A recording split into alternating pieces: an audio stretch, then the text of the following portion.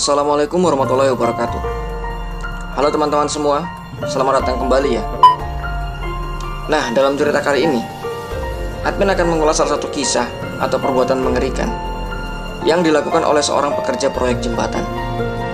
So, silakan kalian tonton video ini sampai habis. Karjo segera menghadap pada pimpinan proyek sesaat setelah ia memasuki area proyek pembangunan jembatan itu. Dan hanya dalam hitungan menit, seluruh lampu di area proyek itu dinyalakan. Semua mesin dan peralatan yang ada pun dinyalakan. Suaranya yang bising berpadu dengan debu yang berterbangan. Area proyek yang tadinya sunyi dan gelap kini berubah menjadi terang benderang. Meski tak dapat dilihat dari luar karena tertutup oleh pagar seng.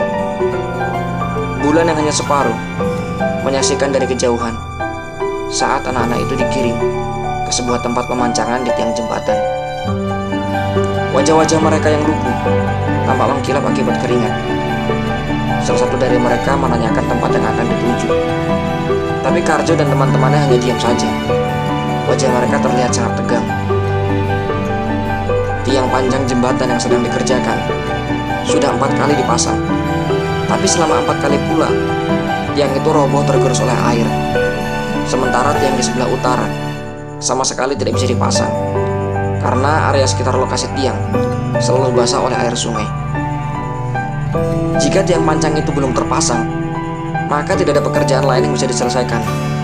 Sebab tiang-tiang itulah yang nanti akan menjadi penyangga badan jembatan.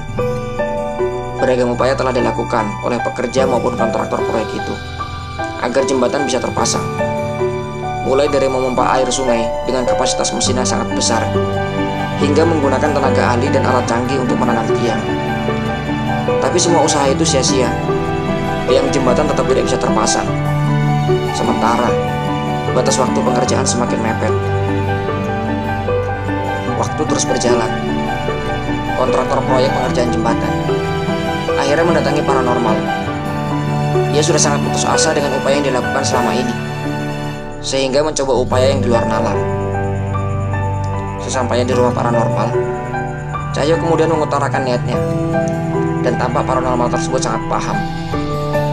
Belum selesai Cahyo menjelaskan perkataannya, Mbah Dukun tersebut sudah berkata, "Anakku, perlu kalian tahu, lokasi yang akan kalian bangun jembatan adalah lokasi yang sangat keramat. Mereka akan terus menghalangi kalian, kecuali kalian memberikan tumbal yang setimpal." Alangkah kagetnya Cahyo ketika Mbah Dukun tersebut mengatakan bahwa tumbal yang diminta bukanlah kepala kerbau seperti yang selama ini beredar di tengah masyarakat, tetapi tumbalnya berupa kepala 5 orang anak yang masing-masing dipasang di 5 titik yang panjang. Cahyo kemudian menyuruh Karjo untuk mencari 5 orang anak. Tapi ia sengaja menyuruh Karjo untuk mencari anak-anak di luar pulau agar yang mereka lakukan tidak terendus. Langit malam yang kelam menjadi saksi perbuatan sadis Karjo dan rekan-rekannya.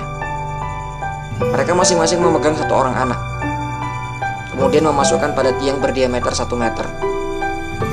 Lalu mereka mengecornya dengan campuran semen dan pasir.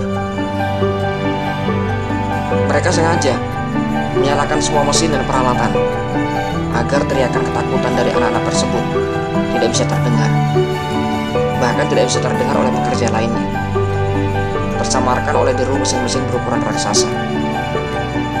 Anak pertama yang masih belum tahu apa yang akan terjadi menurut saja ketika diajak ke depan. Kemudian tiba-tiba didekap dengan erat dari arah belakang dan langsung dimasukkan ke dalam pipa besar tersebut. Tak sempat berteriak, tubuhnya langsung ditenggelamkan oleh semen cair. 4 anak yang melihat temannya dimasukkan ke dalam pipa yang kemudian dicor dengan campuran semen serentak berteriak. Mereka menangis histeris ketakutan karena mereka tahu bahwa kejadian itu akan menimpa mereka satu persatu. Keempatnya kemudian berusaha melarikan diri, tapi 5 orang dewasa lain sudah mencengkeram bahu anak-anak itu. Mereka dengan kejam menyeret mereka masuk ke dalam pipa satu persatu. "Ampun Om, Saya jangan dimasukkan ke dalam situ. Ampun om. Seorang anak berteriak, tapi suaranya tenggelam oleh deru mesin. Anak kelima berusaha memberontak, bahkan saat sebagian tubuhnya sudah masuk dalam pipa. Jemari mungil anak itu masih menempel pada pinggiran pipa. Ia tetap berusaha merayap naik, tapi campuran semen dan pasir yang dituang menghapus segala harapannya. Tubuhnya tertimbun oleh semen, menyatu dengan rangka yang ada di dalamnya.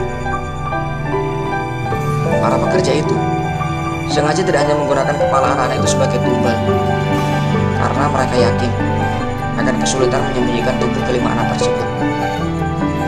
Setelah selesai pengecoran, ada kejadian mistis yang langsung terjadi. Langit tiba-tiba memerah, warnanya persis seperti percikan darah. Suasana pun langsung mencekam, meski lokasi itu terang benderang. Air sungai yang tadinya menggenangi area tiang tiba-tiba saja langsung menyusut entah kemana. Tiang-tiang itu pun secara tiba-tiba langsung berdiri tegak.